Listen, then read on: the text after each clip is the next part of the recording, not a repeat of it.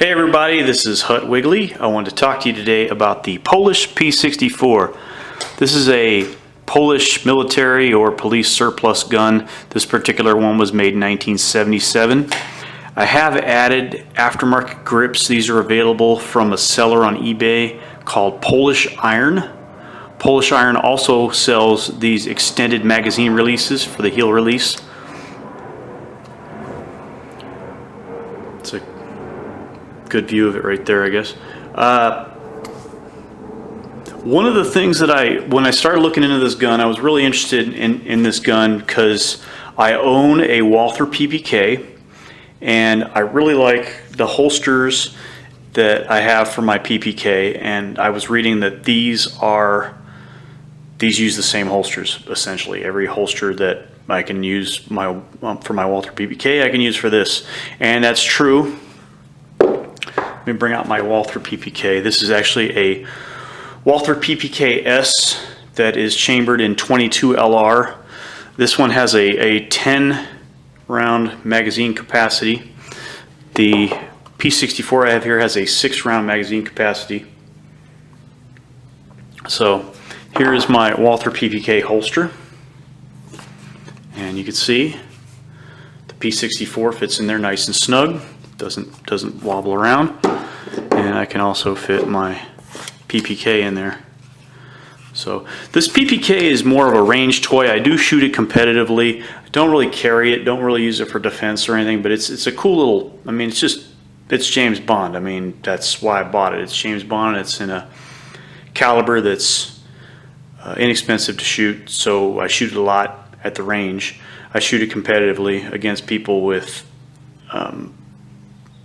like Ruger 1022s and Browning Buckmarks, and I'll bring this out, and this is what I shoot competitively against those people.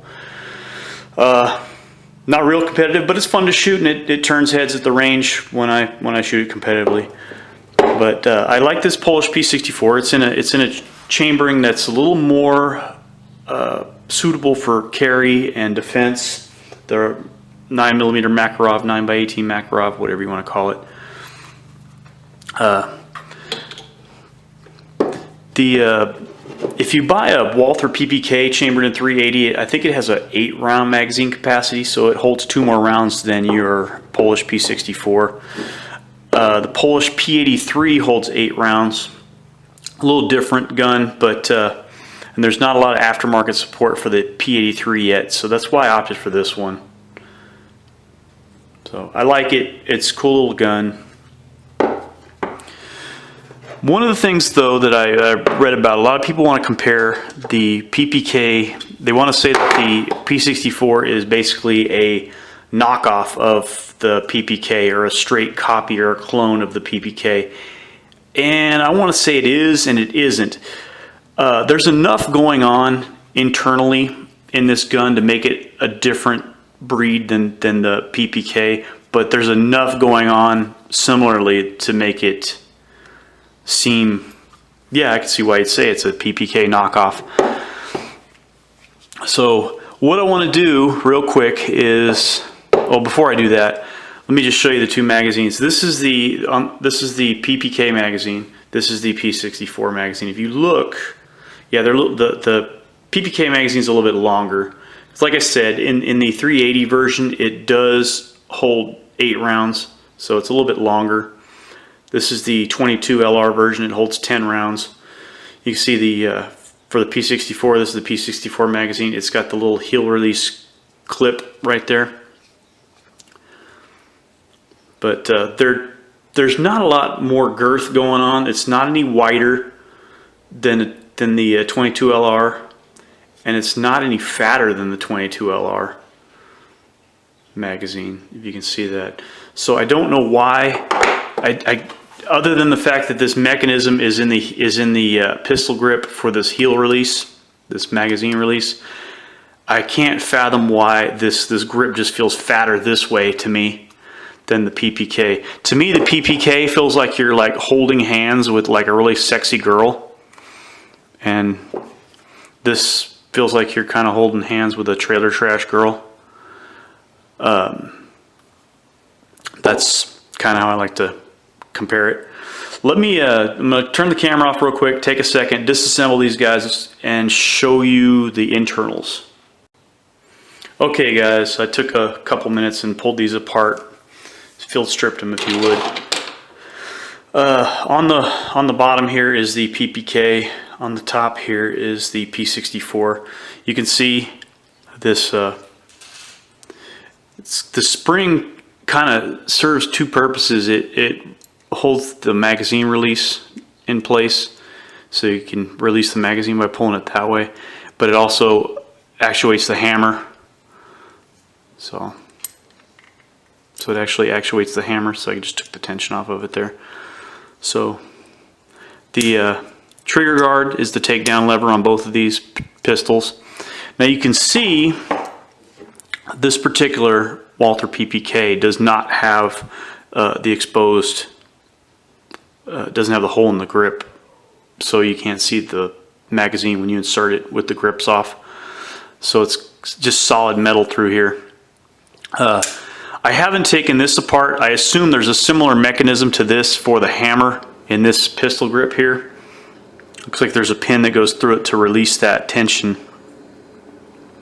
I don't know if you can see that. There's a pin right there.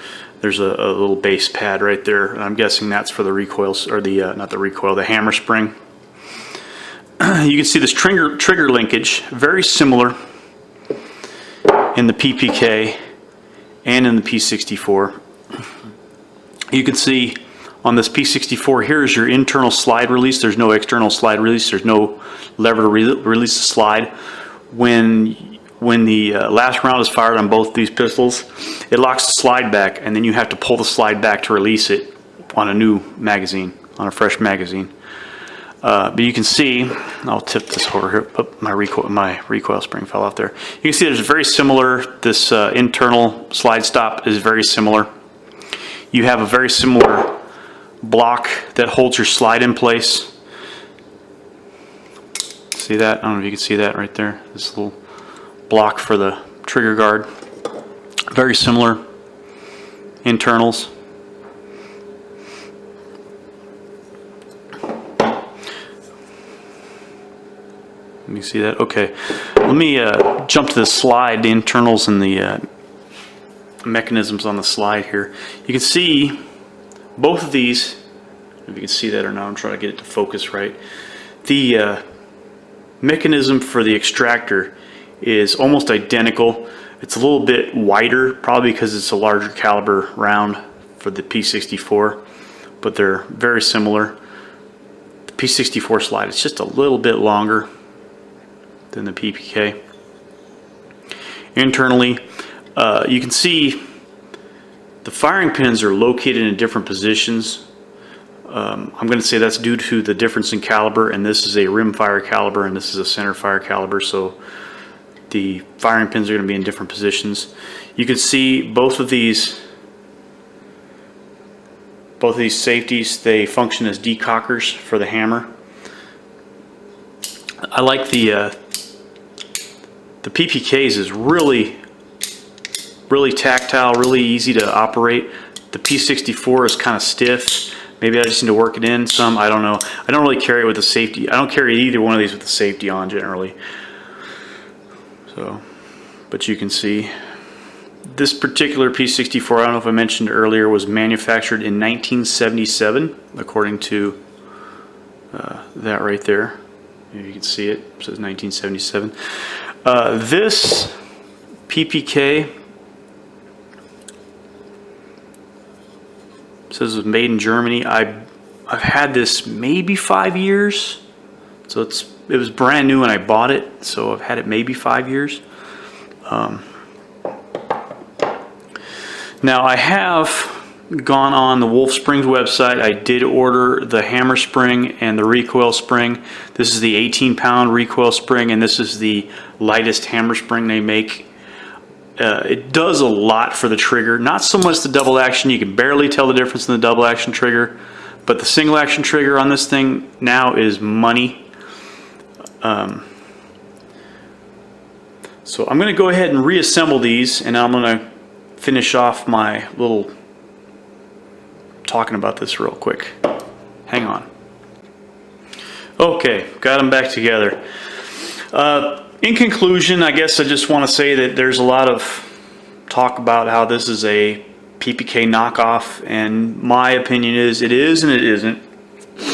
There's enough about it internally and superficially that I can say, yeah, it certainly looks like it, but in a lot of ways it's a different gun. It just feels different. It shoots different. I haven't shot a PPK in 380, which would be the closest caliber to this P-64 in 9x18.